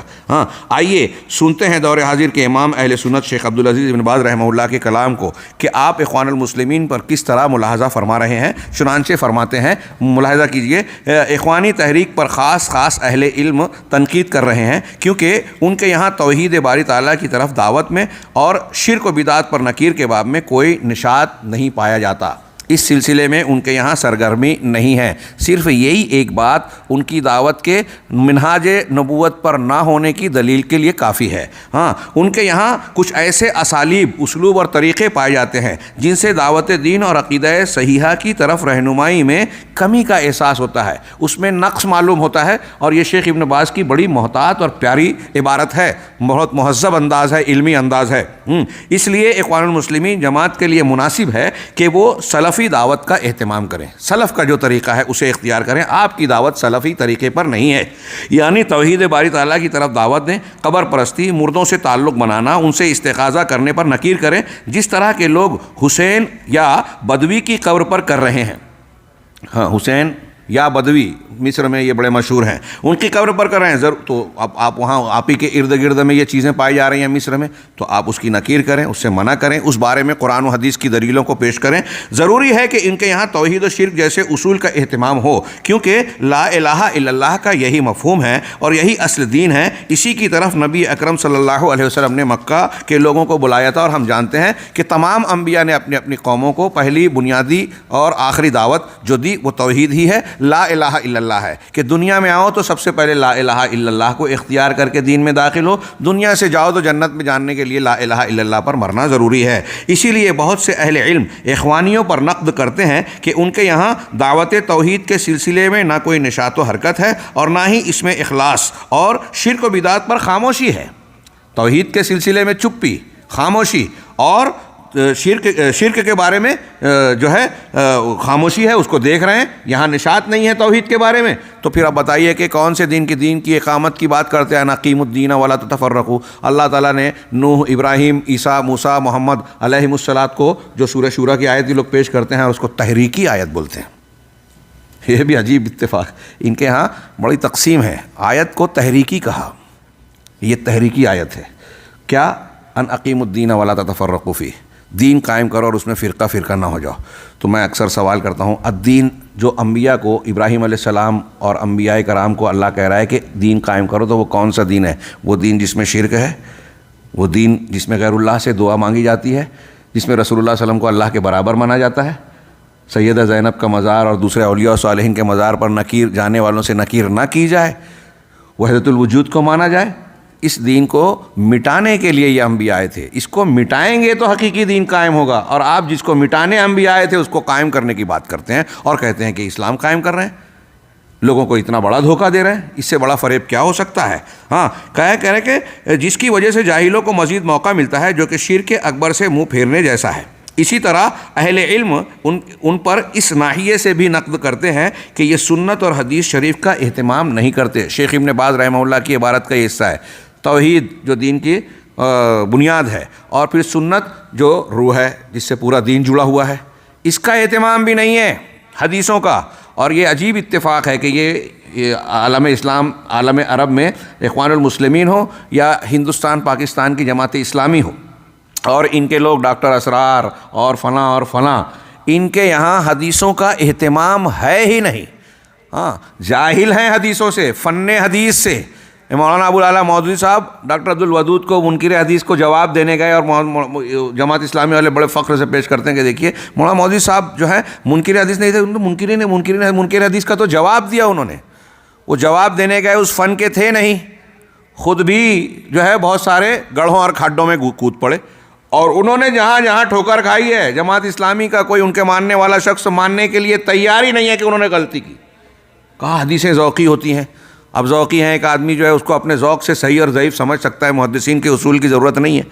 تو اب کسی کی سمجھ میں عذاب قبر نہیں آیا, اس کو رد کر دیا. کسی کی سمجھ میں اللہ کے رسول پر جادو والی حدیث نہیں آئی, اس کو رد کر دیا. کسی کی سمجھ میں جو ہے اللہ کے رسول کے بعض معجزات کی نہیں آئے. حضرت عیسیٰ, خود حضرت مولانا مودودی صاحب نے حضرت موسیٰ علیہ الصلوۃ والسلام, حضرت سلیمان علیہ الصلوۃ والسلام سے متعلق بخاری مسلم کی حدیثوں کو رد کر دیا. ثلاث کذبات کی حدیث کا رد کر دیا. ہاں, تو ایک تلوار دے دی اندھی لوگوں کے ہاتھ میں جو قتل عام کرتا پھر رہا ہے سنت کا, تو اس کا بھی اہتمام نہیں ہے. سنت کے علوم کا علم نہیں ہے. اس جہالت کی وجہ سے یہاں انکار حدیث کے جراثیم پائے جاتے ہیں, اور ان کی تحریروں اور ان کی تقریروں اور تصریحات سے منکرین حدیث کو بڑی تقویت ملتی ہے. آپ دیکھیے ڈاکٹر اسرار صاحب, قرآن کی تفسیر کا نام, ہمارے ہاں بہت سارے سادہ لوح ہاں اور نوجوان قسم کے لوگ ان سے بڑے متاثر ہیں, قرآن کی تفسیر کرتے ہیں. قرآن کی ہاں, ہر چمکدار چیز سونا نہیں ہوتی. کچھ چیزیں ہمیں لگتی ہے کہ یہ اچھی ہیں, لیکن اچھی ہونے کے ساتھ سچی ہوں ضروری نہیں ہے. ان کے یہاں ایسی بہت سی چیزیں ملے گی, جتنا وہ قرآن و حدیث کو بیان کرتے ہیں میرے علم کے مطابق اس سے زیادہ حدیثوں کو رد کرتے ہیں. آپ پڑھیے تدبر قرآن, بعض محققین نے لکھا کہ اس میں زیادہ سے زیادہ 40 حدیثوں سے استدلال کیا گیا ہے پورے قرآن کی تفسیر میں. کچھ لوگ بڑے فریفتہ ہیں, عبارات, ادب اور فلاں, اور جتنی حدیثوں سے استدلال ہے اس سے ڈبل بلکہ اس سے زیادہ صحیح حدیثوں کا رد کیا گیا ہے. ہاں, تو یہاں حدیث شریف کا اہتمام نہیں, اور جن احکام شرعیہ پر سلف صالحین تھے ان کا خیال نہیں کرتے. ہاں, یہ شیخ ابن باز رحمہ اللہ کا یہ قول, اگر اس قول کو بھی ہم لوگ اچھی طریقے سے گہرائی سے سادہ جو بیان کیا انہوں نے اچھا گہرائی سے سمجھ لیں, تو اخوان المسلمین کے متعلق ہمارے جو ملاحظات ہیں وہ کافی کچھ اس کا معاملہ آسان ہو جاتا ہے اس کے پڑھنے اور سمجھنے کا. شیخ صالح الفوزان حفظہ اللہ فرماتے ہیں کہ اس وقت 2-3 منٹ, یہ ایک آخری عبارت, اس وقت ہم اپنے ملک میں کچھ مشکوک اجنبی افکار کی آہٹ سن رہے ہیں جو دعوت کے نام پر مختلف جماعتوں کی جانب سے پھیلائے جا رہے ہیں, جیسے اخوان المسلمین اور تبلیغی جماعت وغیرہ.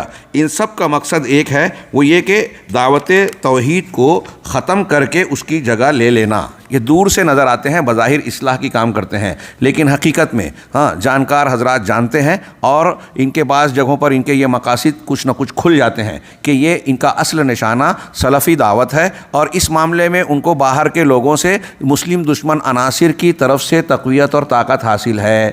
ان کے خفیہ مراسم آج مبرہن ہو چکے ہیں. ان کو ان کی طرف سے جو ہے جو تعاون اور مدد ملتا ہے, خاص طور سے سلفی دعوت کا مقابلہ کرنے کے لیے, وہ اہل نظر سے آج مخفی نہیں رہا. احباب گرامی قدر, میں کہتا ہوں کہ کوئی بھی جماعت ہو, اس سے خیر کی امید کیسے ہو سکتی ہے جس کے اندر توحید باری کے تعالیٰ کے سلسلے میں کے باب میں خلل پایا جاتا ہو, اور شرک و بدعات کے باب میں کوتاہی اور تساہل ہو, مشرکین اور بدعتیوں سے بھائی چارہ ہو, انبیاء اور رسول کے منہج سے انحراف پایا جاتا ہو, وہ منہج توحید کے بارے میں توحید باری کی دعوت اور ترک شرک پر قائم ہو. اس کے بعد شیخ نے ادلہ بیان کی ہیں جو ہم پڑھتے رہتے ہیں, لیکن آپ اس کی یہ جو بات بیان کی گئی, سوچئے کہ ایک جماعت جو ہے وہ شرک کو کی تائید کرتی ہے, اس کو آگے بڑھاتی ہے، اس کو قوت دیتی ہے، اس کی نکیر کرنے پر نکیر کرتی ہے، توحید کو بیان نہیں کرتی بلکہ جانتے نہیں ہیں، خود شرک میں ملوث ہیں، بدعت و خرافات کی تائید کر رہے ہیں، حدیثوں کو جانتے نہیں ہیں، تو بتائیے کون سا اسلام پھیلا رہے ہیں، کس کی تربیت کر رہے ہیں، کس اسلام کو کی اقامت کرنے والے ہیں؟